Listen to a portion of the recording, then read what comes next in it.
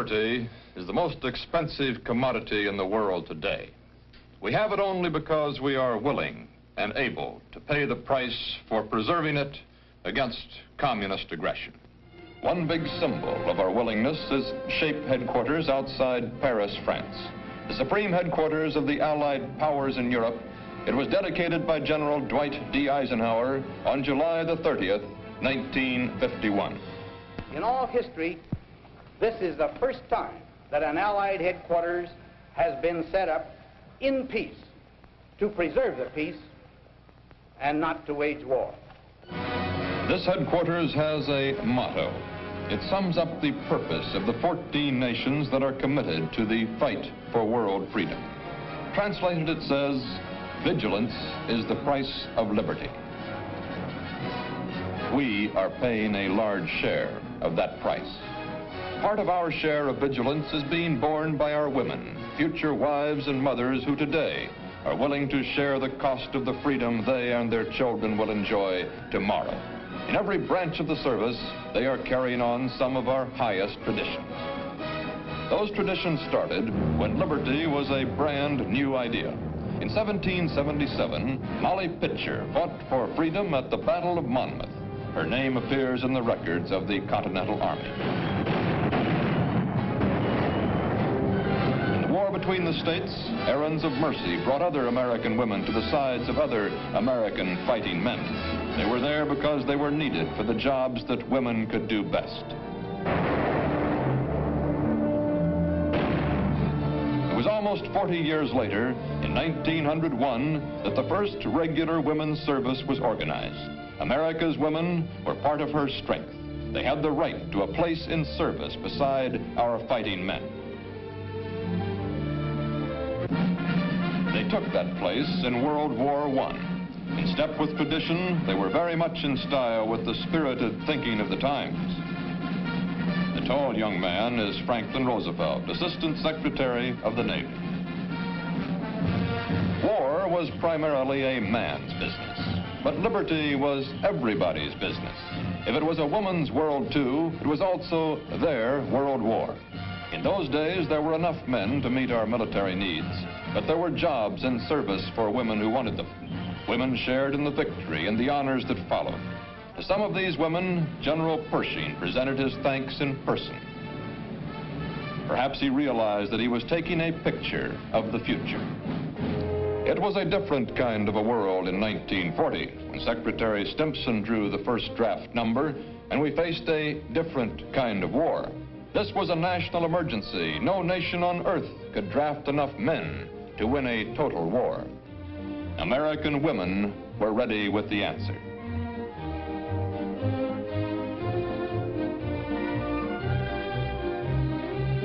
First to be sworn in were outstanding figures in the fields of higher education and business. As heads of the newly organized women's services, they would provide the highest quality of leadership for the thousands that were to follow.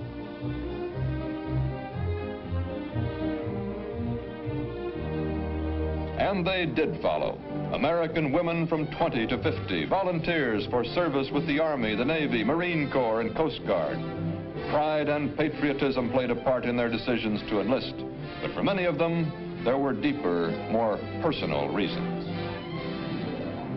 This mother enlisted with the Coast Guard to replace her son who died winning the Congressional Medal of Honor. Another mother enlisted at the same time and in the same service as her 19-year-old son. For other women, there were other reasons. Whatever they may have been, the women were there. It was a woman's world, too, in peace or war. Behind these women were heroic traditions. In front of them was a tremendous task. Wax, waves, spars, women Marines, nurses, dietitians, therapists. This was an all-out war that knew no boundaries. Every one of them was needed for a job that would help to win the war.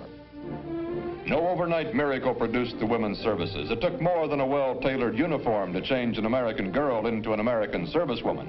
It took study, perseverance, courage, and hard work. It took a willingness to learn new discipline and new skills. Whatever it took, these women had it. World War II was a mechanized war, but winning it still depended on spirited human endeavor. pride and the courage of conviction were to characterize the activities of 300,000 American servicewomen during World War II.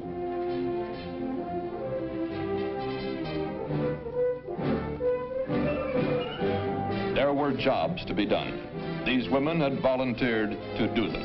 At home or on duty assignments that carried them around the world, they proved themselves worthy of the traditions behind them and equal to whatever tasks were ahead of them.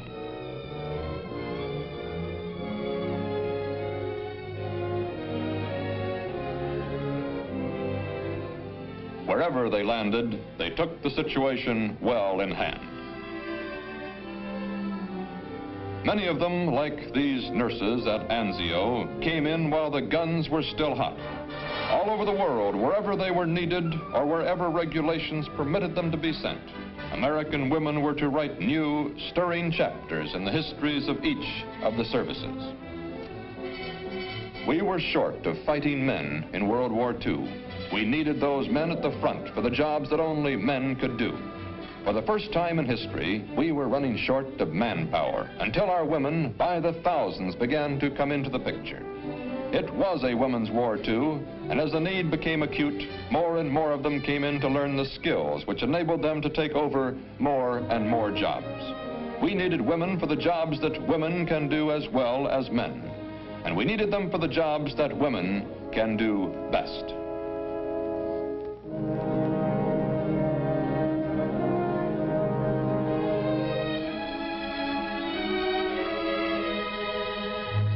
As we watched them at work, sharing the cost of victory, one important idea became clear. Women in service were part of our military picture, an essential part of our strength to fight for what we believe in.